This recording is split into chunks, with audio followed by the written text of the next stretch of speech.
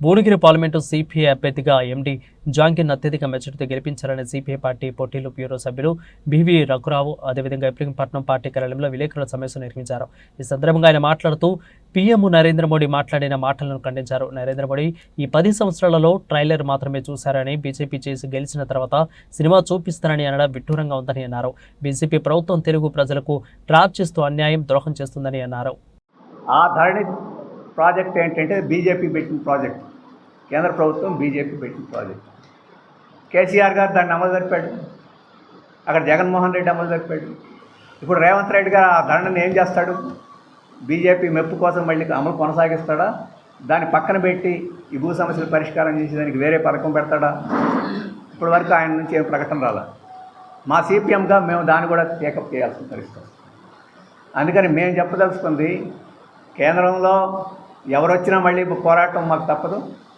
రాష్ట్రంలో ఈరోజు రేవంత్ రెడ్డి గారు అధికారంలో ఉన్న, కాంగ్రెస్ అధికారంలో ఉన్న చాలా సమస్యలు, ప్రజల సమస్యలు మీద మళ్ళీ పోరాడి ఆ సమస్యలు పరిష్కరించుకోవాల్సిన పరిస్థితే ఉంటుందని చెప్పి భావిస్తున్నాం.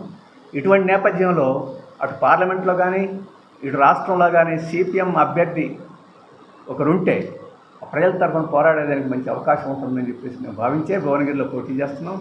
అందుకని ప్రజలు మా అభ్యర్థికి ఓటు వేసి మద్దతు ఇచ్చి గెలిపించాలని చెప్పేసి ఈ సందర్భంలో మేము కోరుతున్నాం. చివరి అంశం ఏంటంటే, రాబోయే కాలంలో రైతాంగానికి చాలా తీవ్రమైన అన్యాయం కేంద్రం నుంచి, రాష్ట్రం నుంచి జరిగే అవకాశం ఉంది.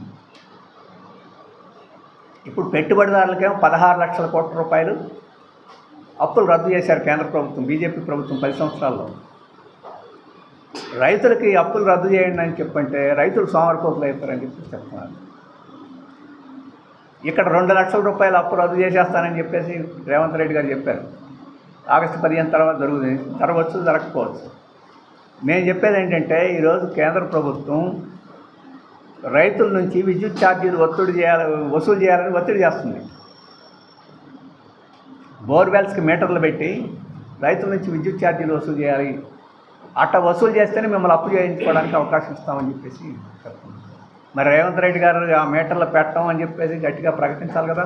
ఇప్పటివరకు ప్రకటన చేయలేదు. ప్రకటన చేస్తారో లేదో తెలీదు.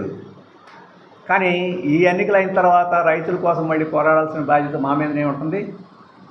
అలాగే కేంద్రంలో ఉపాధి హామీ పథకాన్ని రద్దు చేయాలని చెప్పేసి బీజేపీ ప్రభుత్వం ప్రయత్నం చేస్తుంది. ఉపాధి హామీ పనులు లేకపోతే ఈరోజు పేదవాళ్ళు బతకగలిగిన పరిస్థితి లేదు. దాన్ని నిలబెట్టేదానికి పోరాడాల్సిన అవసరం ఉంది.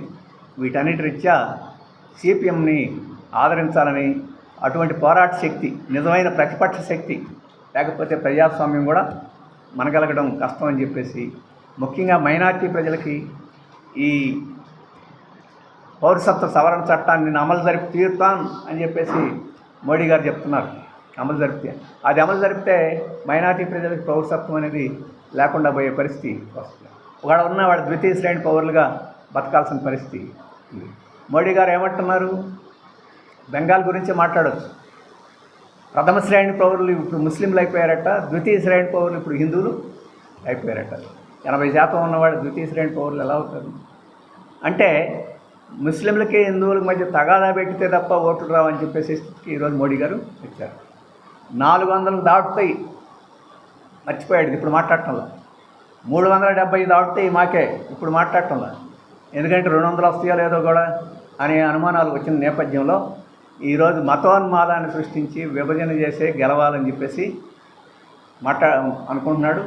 అందుకని ఇప్పుడు నేను మంచి పనులు చేశాను, సబ్కా వికాస్ సబ్కా విరాసత్, నాకు ఓట్లేయండి అని అడగడంలా మీ పుస్తెల తాళ్ళు కూడా పోతాయి, మీ ఆస్తులన్నీ పంపిణీ చేసేస్తారు. ఇట్లాంటి భయపెట్టే మాటలు చెప్పి ఇప్పుడు గెలవాలని ప్రయత్నం చేస్తున్నారు. అది వాళ్ళ యొక్క దౌర్భాగ్యమే కాదు, బలహీనత. ఓడిపోతామని భయం పట్టుకుంది బీజేపీకి. అటువంటి స్థితి దేశమంతా ఉన్నప్పుడు తెలంగాణ ప్రజలు కూడా దీన్ని అర్థం చేసుకుని తెలంగాణలో వాళ్ళకి ఉనికే లేకుండా ఈ ఎన్నికల్లో ఓడించాలని చెప్పేసి మేము కోరుతున్నాం. ఇక్కడ శ్రీకొడవల నక్షత్రానికి కమ్రేడ్ జహంగీర్ గారికి ఓటేసి భువనగిరిలో గెలిపించాలని చెప్పేసి ప్రజల్ని కోరుతున్నాం మీ ద్వారా. Thank you. పార్లమెంట్ ఎన్నికల సందర్భంలో నియోజకవర్గం అంతా పర్యటన చేస్తున్నాం. ప్రధానంగా ఈ ఎన్నికల్లో సిపిఎం అభ్యర్థి జహంగీర్ గారి గెలుపు కోసం ప్రజల్లో తిరుగుతున్నాం. ప్రజల్లో మంచి స్పందన ఉంది. ఈరోజు కేంద్రంలో బీజేపీ ఎన్డీఏ పరిపాలన చేస్తుంది. ప్రధానమంత్రి మోడీ గారు గత 10 సంవత్సరాల్లో నేను చేసిందంతా ట్రైలరు, రాబోయే కాలంలో మీకు అసలు సినిమా చూపిస్తానని చెప్పేసి ఈ మధ్య అన్నారు. మా పార్టీ అభిప్రాయం ప్రకారం ఈ 10 సంవత్సరాల ట్రైలర్ చాలా ముదనష్టంగా ఉంది, దేశానికి చాలా హానికరంగా ఉంది. మరి రాబోయే కాలంలో సినిమా చూపిస్తే మళ్ళీ గెలిచి అది ఎంత ఘోరంగా ఉంటుందో మనం ఆలోచించుకోవచ్చు. ఈరోజు తెలుగు సినిమా ఉంది, సినిమా చూపిస్తా మాము అని ఒక పాట ఉంది. సినిమా చూపిస్తా మాము అంటే నేను సంగతి చూస్తా మాము అని చెప్పేది దాని అర్థం. అందుకని మళ్ళీ మోడీ గారు బీజేపీ గెలిస్తే మన ప్రజల భారతం పడతారు. అందుకనే ఎట్టి పరిస్థితుల్లోనూ బీజేపీ గెలవకూడదని చెప్పేసి కృతనిశ్చయంతో ఈ ఎన్నికల్లో మేము ప్రచార కార్యక్రమాన్ని నిర్వహిస్తున్నాం తెలంగాణ రాష్ట్రంలోనూ భువనగిరి నియోజకవర్గంలో. ఈ సందర్భంలో నిన్న మోడీ గారు తెలుగు రాష్ట్రాలకు సంబంధించిన సమస్యల మీద ఒక పత్రికకి ఇంటర్వ్యూ ఇచ్చారు. ఆ ఇంటర్వ్యూలో ఆయన చెప్పిన విషయాలు చూస్తే ఈ రాష్ట్రాలకి బీజేపీ ప్రభుత్వం, కేంద్ర ప్రభుత్వం ఎంత అన్యాయం చేసిందో, ఎంత ద్రోహం చేసిందో వేరే చెప్పక్కర్లేకుండా మనకు అర్థమైపోతుంది. తెలంగాణకి విభజన సందర్భంలో బయ్యారం స్టీల్ ప్లాంట్ ఇస్తూ ఉన్నారు, దాని ఊసేలేదు. వరంగల్ వ్యాగన్ ఫ్యాక్టరీ ఇస్తూ ఉన్నారు, దాని ఊసేలేదు. అలాగే వరంగల్లో ఉండే కోఆపరేటివ్ టెక్స్టైల్ మిల్ని ప్రారంభిస్తూ ఉన్నారు, దాని ఊసేలేదు. అలాగే తెలంగాణ నీటిపారుదల సౌకర్యాలకి వాటికి మేము కేంద్ర ప్రభుత్వం కొంత సహాయం చేస్తామని చెప్పేసి అన్నారు, దాని ఊసే లేదు. ఆ రకంగా తెలంగాణ రాష్ట్రంకి చేసిన ఏ వాగ్దానాన్ని అమలు జరపకుండా ఈరోజు తెలంగాణ రాష్ట్ర ప్రజలకి, తెలుగు ప్రజలకి ద్రోహం చేసింది బీజేపీ. అటువంటి బీజేపీ ఈరోజు సన్నాయి నొక్కులు చేస్తూ మళ్ళీ ఇప్పుడు కొత్తగా వాగ్దానాలు చేస్తూ ఇప్పుడు ఓట్లు అడగడానికి వచ్చింది. నిజామాబాద్లో పసుపు బోర్డు పెడతామన్నారు, 10 ఏళ్ళు పెట్టల. ఇప్పుడు మళ్ళీ ఎన్నికల సందర్భంలో ఆగమేఘాల మీదుగా బోర్డు పెట్టడానికి సన్నాహాలు చేస్తున్నామని చెప్తున్నారు. అంటే ఓట్లు దండుకోవడానికి వాగ్దానాలు తప్ప ప్రజల సమస్యలు పరిష్కారం చేయడానికి ఏనాడు బీజేపీ పూనుకోవాలి. అందుకని అటువంటి విద్రోహం చేసిన బీజేపీకి ఎందుకు వేయాలి అని తెలంగాణ ప్రజలు ఆలోచన చేయాల్సింది అనేది మేము అభిప్రాయపడుతున్నాం. ఈరోజు కాళేశ్వరం ప్రాజెక్టు దాదాపు 1,00,000 కోట్ల పై బడ్జెట్తో ఖర్చు చేసి నిర్మాణం చేశారు. అది పూర్తి అవినీతిమయమైపోయిందని మేము గతంలోనే చెప్పాం. అటువంటి లోపభూయిష్టమైన నిర్మాణం కారణంగా అవినీతి మూలంగా ఇప్పుడు ఆ ప్రాజెక్టు నిరుపయోగంగా మారిపోయే పరిస్థితి వచ్చింది. దీనికి టీఆర్ఎస్ పార్టీ, బీఆర్ఎస్ పార్టీ పూర్తిగా బాధ్యత. కానీ నేను ఇక్కడ చెప్పదలుచుకుంది, బీఆర్ఎస్కి ఎంత బాధ్యత ఉందో అంతకన్నా ఎక్కువ బాధ్యత బీజేపీకి ఉంది. ఎందుకంటే దాని డిజైన్లు ఇటువంటివన్నీ ఇక్కడ రూపొందించిన ఫైనల్ అనుమతి కేంద్ర సెంట్రల్ వాటర్ కమిషన్ ఇవ్వాలి. ఆ డిజైన్స్ ఆ సెంట్రల్ వాటర్ కమిషన్ ఆ డిజైన్స్ని అప్రూవల్ చేసింది, అంగీకరించింది. దాని ప్రకారమైన నిర్మాణం అయింది. ఇప్పుడు ఆ డిజైన్సే లోపభూయిష్టం, ఆ నిర్మాణం లోపభూయిష్టం అని చెప్పేసి ఇప్పుడు అందరూ చెప్తున్న నేపథ్యంలో బీజేపీ ఆ మొత్తం అవినీతిలోనూ ఆ నిర్మాణం లోపభూయిస్తున్న నిర్మాణంలోనూ బీజేపీ కేంద్ర ప్రభుత్వ బాధ్యత కూడా ఉంది అని వర్గీకరణ మేము చేయడానికి పూనుకుంటున్నామని చెప్పేసి మళ్ళీ మాదిగల్ని ఆకర్షించే పని చేస్తున్నారు. కృష్ణమాదిగని బుట్టలో వేసుకొని ఆయన మద్దతు సాధించి ఈరోజు మాదిగల్ని, దళితుల్ని మోసం చేయడానికి బీజేపీ ప్రయత్నం చేస్తుంది. అసెంబ్లీ ఎన్నికలకు ముందు వేదిక మీద ఆలింగనం చేసుకొని అటు ఇటు ఉబ్బి తబ్బిబ్బైపోయారు వాళ్ళు. కానీ 10 సంవత్సరాల పాటు ఈ సమస్యల పరిష్కారం చేయడానికి ఏమి తీరుబడి చాలలేదా? ప్రపంచ ప్రఖ్యాతిగాంచాం, విశ్వవిఖ్యాతిగాంచాం అని చెప్పేసి ప్రధానమంత్రికి ఈ సమస్యల పరిష్కారం చేయడానికి ఆయన తీరుబడి లేకుండా పోయింది. ఆ రకంగా వంచన, దళితుల్ని వంచన చేశారు.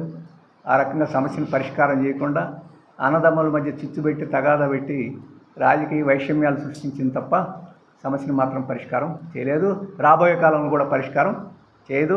కమిటీల మీద కమిటీలు వేస్తుంది. అంతకుముందు కూడా కమిటీలు, రోహిణి కమిషన్ మీకు అందరికీ జ్ఞాపకం ఉంటుంది, బీసీలకు సంబంధించి. ఏమైంది ఆ కమిషన్? పొడిగింపుల మీద పొడిగింపులు అవుతుంది. ఇప్పుడు ఈ మాదిగల కమిషన్ కూడా అదే గతిపట్టుద్ది. అందుకని ఈ మాటలు మాయ మాటలు మనం మోసపోకూడదు అని చెప్పేసి దళిత సోదరులకి సోదరిమణులకు చెప్తున్నాం. అందుకని ఈ బీజేపీని ఓడిస్తేనే తమ సమస్యలు పరిష్కారం అవుతాయని చెప్పేసి మేము చెప్పదలుచుకున్నాం. అలాగే బీసీలను కూడా మోసం చేస్తున్నారు. వాస్తవంగా అత్యధికంగా నష్టపోయింది, అత్యధికంగా మోసం చేయబడిన తరగతి అనేది బీసీ. ఈరోజు బీజేపీ కులగణన చేయను అని చెప్పేసి ప్రకటిస్తుంది. ఇక్కడ లక్ష్మణ్ గారు మేము చేస్తాం, ఆలోచన చేస్తాం అని చెప్పేసి అప్పుడప్పుడు సన్నాయినతో చెప్తున్నారు. కులగణన చెయ్యము అని చెప్పేసి పార్లమెంట్లో చెప్పారు. కులగణన చెయ్యము అని చెప్పేసి బహిరంగంగానే ప్రకటించారు. వాళ్ళ మేనిఫెస్టోలో ఆ మాటే లేదు. ఈరోజు కులగణన చేయాలి. ఈరోజు తెలంగాణలో ఒక ఉజ్జాయింపు లెక్క ప్రకారం 56% మంది బీసీలు ఉన్నారు. ఇక్కడ రిజర్వేషన్లు ఎన్ని ఉన్నాయి? 24%.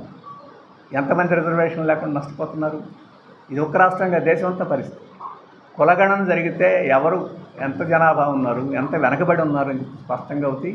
అది న్యాయబద్ధంగా రిజర్వేషన్లు అమలు జరిపేదానికి అవకాశం. ఈరోజు బీజేపీకి వ్యతిరేకం.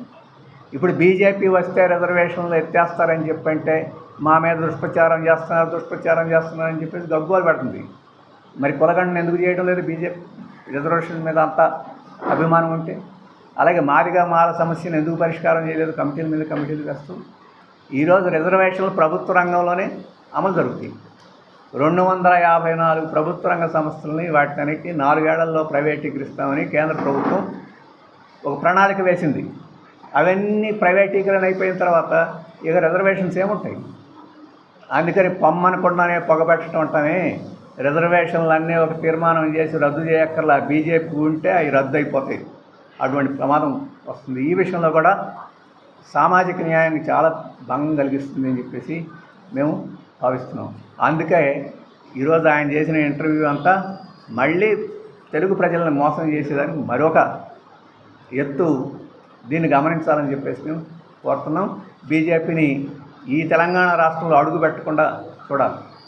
ఎందుకంటే ఉత్తరాదిని అడుగు దారిపోయింది. ఇప్పుడున్న సీట్లు అక్కడ తగ్గిపోతాయి. ఇక దక్షిణాదిని కూడా ఇంకెక్కడ అవకాశం ఇలా. తెలంగాణలో ఏమన్నా ఒక సీటు అదనంగా చేసుకుని పూడ్చుకోవాలని ప్రయత్నం చేస్తుంది. ఈ తెలంగాణలో ఈ ప్రజలు ఒక్క సీటు కూడా ఇవ్వకుండా దానికి తగిన బుద్ధి చెప్పాలని చెప్పేసి ఈ సందర్భంలో కోరుతున్నాను. ఇక రాష్ట్రంలో ఇక్కడ కాంగ్రెస్ పార్టీ అధికారంలో ఉన్నది. ఇప్పుడు బీజేపీ కేంద్ర ప్రభుత్వం ఏమి ఇవ్వలేదు, గాడిద గుట్టిచ్చిందని చెప్పేసి ముఖ్యమంత్రి గారు అంటున్నారు.